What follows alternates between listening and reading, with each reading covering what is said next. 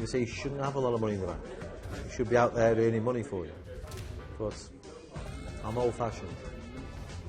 I'm all right, I've done well, I'm a multi-millionaire, and people look, monetary-wise, people want to be rich in this world, of course you do. Over £7.5 million in prize money, a fortune built on darts. But while others splashed their cash on nightclubs and luxury yachts, Phil, the Power Taylor, had, let's say, slightly different ideas.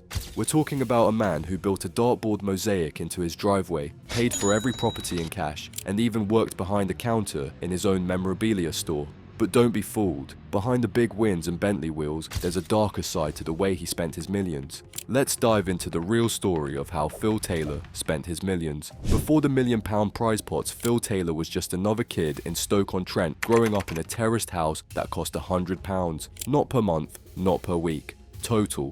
The family didn't have central heating, the toilet was outside, and they shared electricity with the neighbours. That's the kind of humble start we're talking about.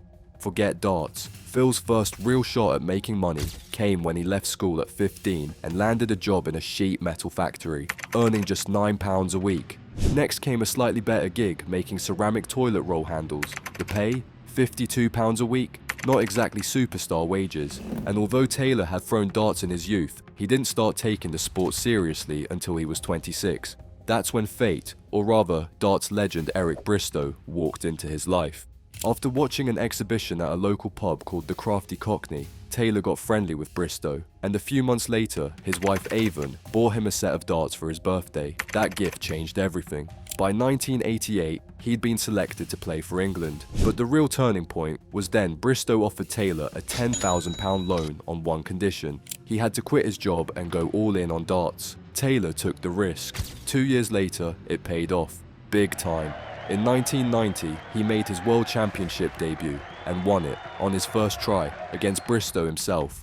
The prize, £24,000, a life-changing amount back then. And here's the kicker. From zero to champion in just a few years, the metalworker from Stoke had become the face of darts, and that was just the beginning of the money train. After that first world title in 1990, the wins and the money just kept coming.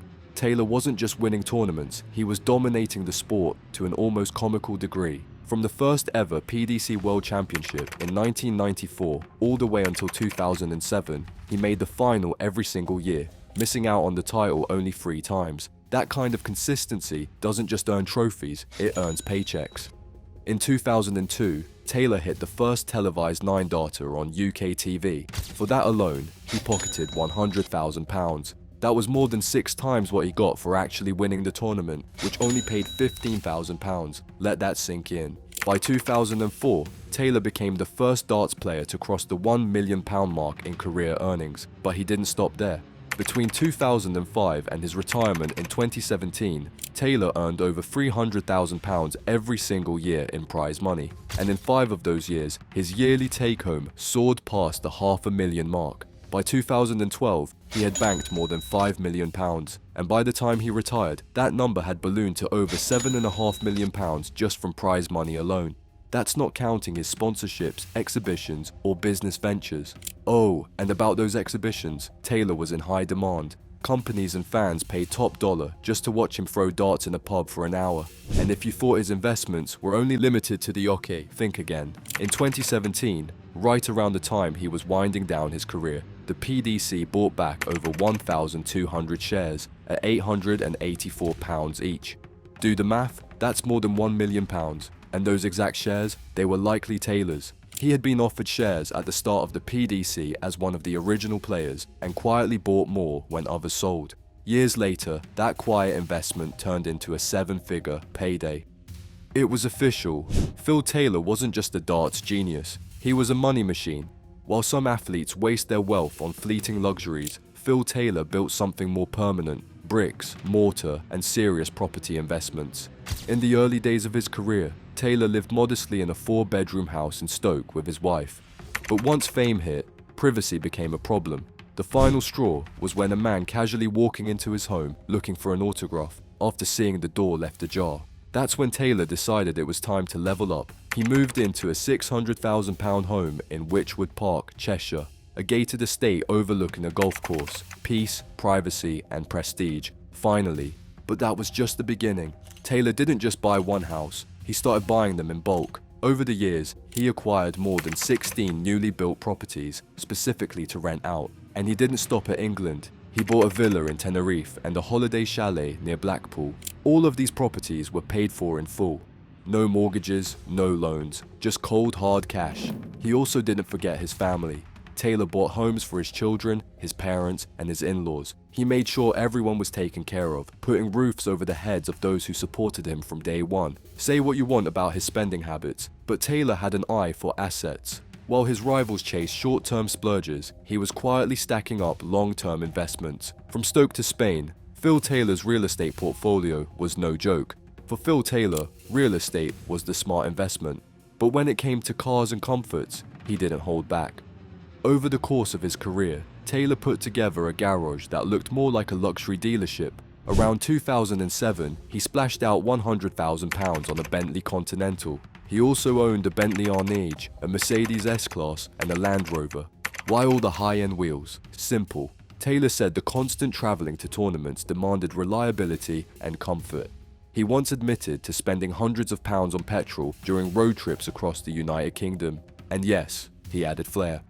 He had a custom number plate that read D4RTP, and on his driveway sat a £5,000 mosaic of a dartboard. Not a statue, not a fountain, a mosaic dartboard. In later years, he made a surprising switch. He traded in the gas guzzlers for a Mitsubishi Outlander plug-in hybrid SUV, saying he wanted to help save the environment for his grandkids, and that he simply hated stopping at petrol stations. But the upgrades didn't stop with what he drove. In 2017, Taylor added a Volvo V90 to the collection, combining power and practicality. By that point, his vehicles reflected both his peak persona and his post-retirement shift in priorities. He also invested in utility. Taylor purchased a Mercedes Sprinter van to transport gear and merchandise for his exhibitions and shop appearances. Luxury met logistics. From private estates to polished Bentleys, Taylor's spending wasn't reckless. It was deliberate, stylish, symbolic. He wasn't just living rich, he was living like the power.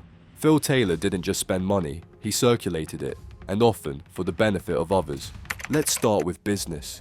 Taylor opened a memorabilia shop known as the Power Shop. More than just a vanity project, it sold darts, trophies, and collectibles, and was managed by his own daughter. The shop even had an office space above it, and Taylor would occasionally put in shifts behind the counter. But Taylor's money also touched lives outside the darting world. In 2017, during an exhibition, he met a 6-year-old boy named Jack Waddell, who needed life-saving surgery in America. Without hesitation, Taylor donated £20,000 to help send Jack overseas for treatment, which thankfully went well. He didn't stop there. Taylor called in favors from famous friends like Ronnie O'Sullivan and Robbie Williams to help raise even more.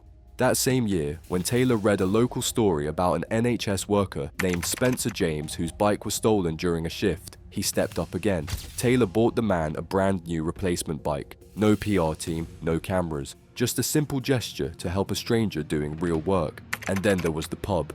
Back in 1993, Taylor bought the Cricketers Arms in Stoke, where he trained relentlessly, sometimes up to 6 hours a day. It became his unofficial training ground until he sold it in 2001. Whether it was charity, business, or the community, Taylor made sure his wealth didn't just sit in a vault. It moved, it helped, and it made a mark. For all of Phil Taylor's success, his personal life took a hit that even the power couldn't dodge. Divorce.